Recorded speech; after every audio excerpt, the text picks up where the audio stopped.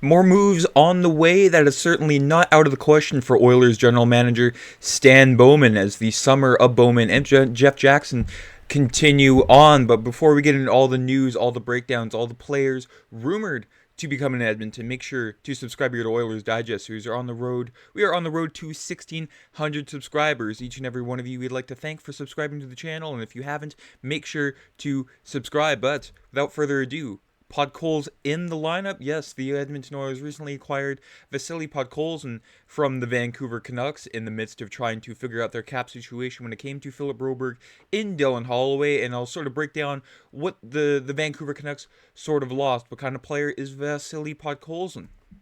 As you can see here, the JFresh chart, not necessarily Podkolzin's friend here, but again, not very limited numbers when it came to Podkolzin on the Canucks last year. Of course, he did see some playoff action, but in the regular season, only about 19 games played there, and there's sort of a breakdown there. Podkolzin, now 23 years old, was considered a consensus top 10 pick in the 2019 draft, falling to the Canucks, who had the 10th overall pick in the draft. Funnily enough, he went 2 picks after the Oilers selected Philip Broberg, who the team lost to the St. Louis Blues thanks to an offer sheet receiving a second-round pick next draft in return. I know both teams, both Edmonton and Vancouver, sort of regretting, not taking a player like Trevor Zegras or Matt Boldy, but the past is the past. And adding on here, by all means, it seemed as if the Russian wanted to play in the NHL as soon as possible, but the winger was under contract to SKA St. Petersburg in the Continental Hockey League, the KHL, for 2 more seasons. In 2019-20, so his draft year +1, he had limited ice time, scoring 2 goals and 8 points in 30 games. While he didn't have much more of an opportunity in his final season, he managed 6 goals and 11 points in 35 games during the 2020-21 season. What he did do in his final year in Russia was produce in the playoffs. You can see there in the Hockey DB stat sheet above there with St. Petersburg SKA in the KHL. It was obviously a great sign as Podkolzin took advantage of the opportunities he was getting. But one important thing to note about Podkolzin's time as Russia is that he is quite clearly focused on making the safe play and never making a mistake so as to not lose what little ice time he is already getting. This will come up later on with Podkolzin's time with Vancouver there. Of course, he dealt with, 3 different coaches in his time in Vancouver. Of course, coming over with Travis Green, and then Bruce Boudreau in Vancouver, and then lastly there, Rick Tocchet. In the end, Vasily Podkolzin showed he was a good listener, playing competent two-way hockey and earning coach Rick Tocchet's trust. Of course, Rick Tocchet, when he took over for Bouchard there, he sort of emphasized, playing both sides of the puck in Vancouver. And you can see there many players, benefited that. JT Miller, more importantly. But his scoring nosedived after his first season in the Canucks, scoring just 4 goals over his final 58 NHL games in Vancouver.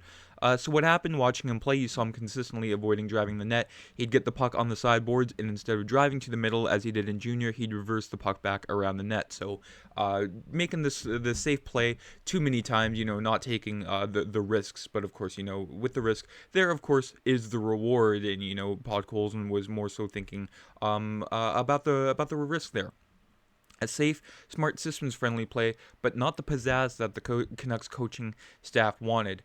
And it seems like the Oilers would be a chance for him to get a fresh start. Well, Podkolzin seized the moment, and that's what it all boils down to. A fresh start for Podkolzin in Edmonton, sort of, not being thrown into the spotlight, being, the high draft pick that, many Canuck fans were wanting him to blossom into. And Preston Hodgkinson here, he asks, outside of the second pair right defenseman there, I'm going to be very curious where Podkolzin will land on this Oilers team if he can grab a spot. Highly doubt he will be a top 6 guy, and right wing is kind of full up. Could he play his off wing to help shore up the left wing? If so, third or fourth line. And just look at the lineup here. You can see Daily Faceoff has him penciled in on that third line left wing spot in replace of a guy like Evander Kane. And, a line with Adam Henrique and Corey Perry, two, very smart, responsible veterans. That could be a perfect spot for Podkolzin to land here on this Oiler team. Not being, again, thrust into the top 6, but again, not having your minutes buried there on the fourth line. So when it comes to Podkolzin, I'm excited for him to be an Oiler. I don't expect him to be, down in Bakersfield much unless, a guy like Evander Kane does come back and the team values, a penalty killer like Matisse Janmark over Podkolzin. But all in all, we will have to wait to see, for the preseason battles, a lot of roster spots up for grabs. A guy like Matt Savoy could, steal the show. Who knows? Lastly here, Lankinen in orange and blue. Yes, there have been a lot of questions regarding the Oilers' future in the crease. There's not a whole lot of depth, as you can see, when it comes to Stuart Skinner. After that, you have, Pickard, Colin Delia, Olivier Rodrigue, and then Connor Unger, who is an undrafted university goalie that they signed this offseason. So again, after those names there's not really a whole lot of insurance. But there is a name that's been linked to the Oilers here, Kevin Lankinen from the Nashville Predators.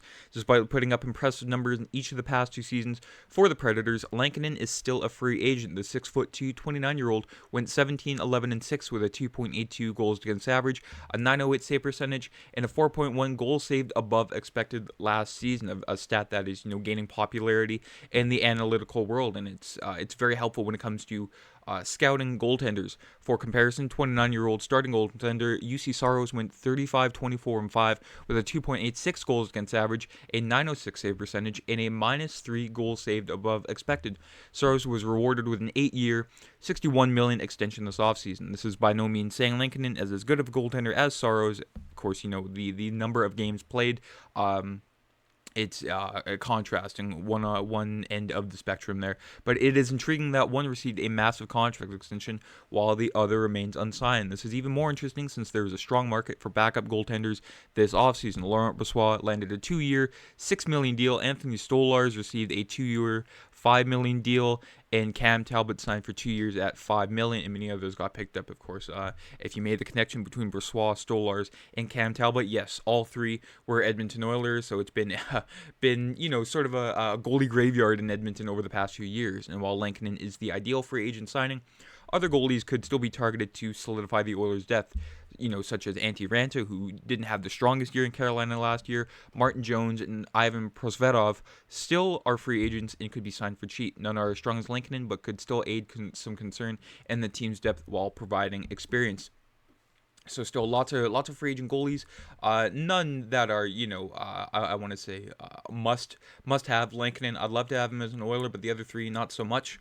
You can see here Lankinen stats there. He was with the Chicago Blackhawks to start off with, and then he went over to the Nashville Predators, and somewhat decent stats there with a career .905 save percentage. So not exactly an awful goaltender by any means, but one that could provide insurance for the Oilers.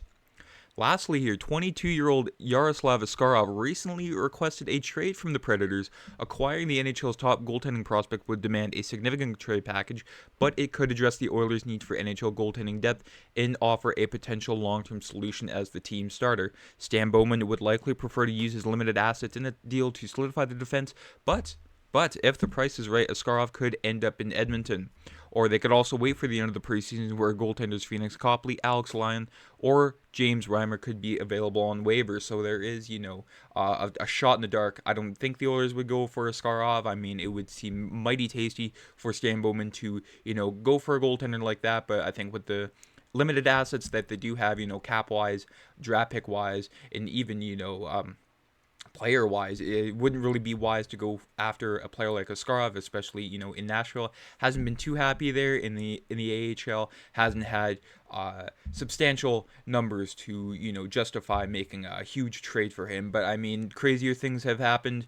The Oilers, in 2 back-to-back drafts there, they missed out on Sebastian Cossa, Askarov, or even Jesper Wallstedt, who they traded down and gave that Wallstedt pick to the Minnesota Wild. So I mean, 3 straight goaltenders that they missed out on. Will they try to get one? I don't think so, especially with Stuart Skinner, who is getting more and more confident as the years go on between the crease, and to uplift him as that starter in favor for a younger goaltender would just throw the whole goaltending situation into an even bigger mess. But let me know down in the comments what you think about the whole goaltending situation. Who should they go after? And what do you think about Vasily Podkolzin? What role do you think he has in the Edmonton Oilers lineup to start the year? Have yourselves a great day. I'm Matt.